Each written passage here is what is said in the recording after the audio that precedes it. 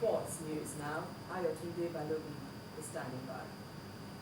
Some worrying news coming out from the Super Eagles friendly with Mexico. Well, Fortuna Düsseldorf of Germany right back Leon Balogun will undergo surgery in Germany when he returns to his base this weekend. Balogun suffered a fractured foot few minutes after getting into the pitch in the international friendly between Nigeria and Mexico in Atlanta, Georgia, United States. Super Eagles Dr. Ibrahim Gyaran confirmed that the surgery will effectively rule him out for up to 8 weeks. But the doctor warned that if he doesn't carry out any surgery, it will take him at least 4 months to return to action, hence the surgery option. Meanwhile, the Nigeria Football Federation, the NFF, is taking nothing to chance as it seeks a decent performance at this year's FIFA World Cup in Brazil and a better conduct by players and officials of all national teams in the future. The Football Federation has handed out the handbook on the code of conduct to players and officials of the Super Eagles. The 18-page document clearly outlines what is expected of players, officials and members of the NFF during camping and major tournaments. Well, the league management company, the LMC, says it's no longer going to take it easy on domestic league clubs who turn their frustration on match referees during league games. Ahead of this weekend's opening Globe Premier League matches, chairman of the LMC, Mr. Unduka Rabo, says referees will be given special protection through the season, just like in competitive leagues across Europe. Consider the matters of security very, very important. Not only to ball fans, but also to the officials. In fact, more importantly, the officials who would appear to be the obvious targets of enraged or dissatisfied fans. Referees are entitled to make mistakes too. Referees are human. They are not as perfect as we all here are not as perfect. But it's not a justification for the descend on them. It's our responsibility to protect them. We've learned a lot of lessons from the previous season, and we found that what we're doing in terms of security was very, very inadequate.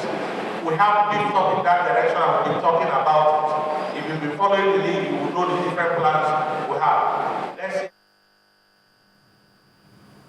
Well, despite losing 2-0 to the Ukraine in an international friendly played on Wednesday, the USA football coach Jurgen Klinsmann is looking to take the positives out of that match. Goals from Andriy Yarmolenko and Marko Devic gave the Eastern Europeans victory over their CONCACAF counterparts, but Klinsmann isn't losing any sleep over the result. Now, the former Germany striker, a former World Cup himself with the Old West Germany, also had a word of sympathy for the crisis-torn Ukraine. Well, in golf, a Ryder Cup captain of Europe, Paul McGinley, has picked Sam Torrance and Des Smith as his vice-captains for the tournament in Scotland in September this year. A Scotsman, Torrance was McGinley's captain when the Europeans won the Ryder Cup in 2002, and the Irishman holds the winning putt on what was his competition debut. Now, the Irishman Smith was a 2-time Ryder Cup player and also an assistant under the winning captain Ian Woosnam at the 2006 Ryder Cup. And that's it in sports news. The news at 10 continues shortly.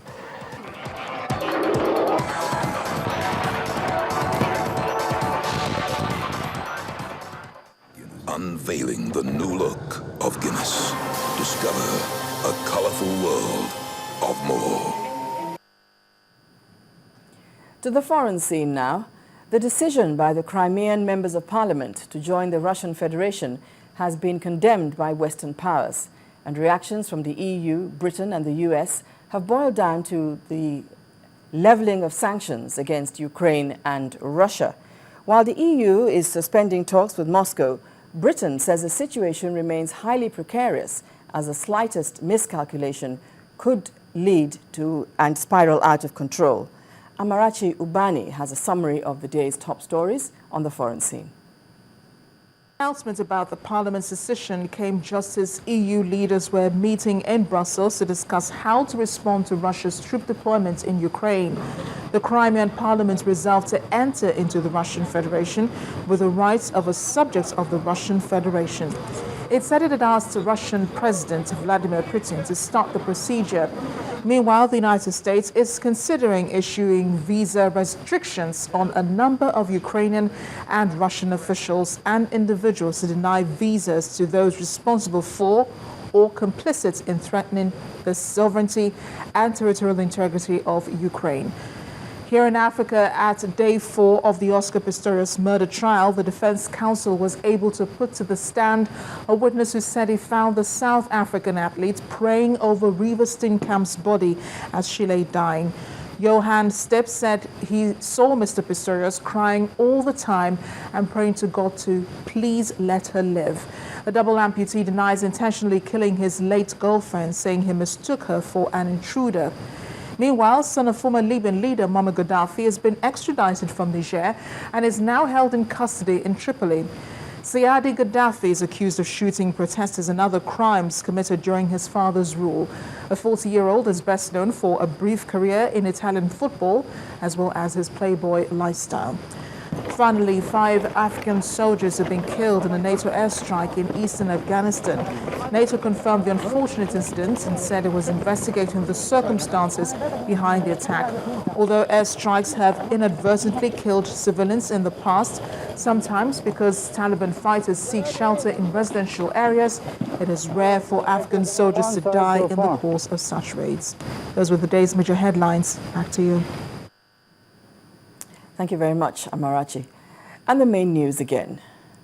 Women groups in Nigeria have condemned the killing of defenseless school children in Yobe.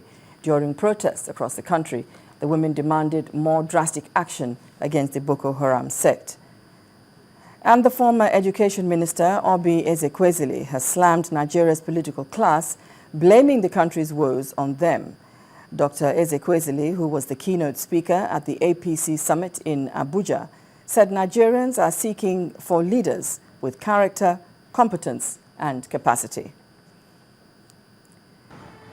And with that, we come to the end of the news at 10 tonight. Thank you for watching. Do join us again tomorrow. Same time, same station. I'm Bimbo Oloyede. Bye for now.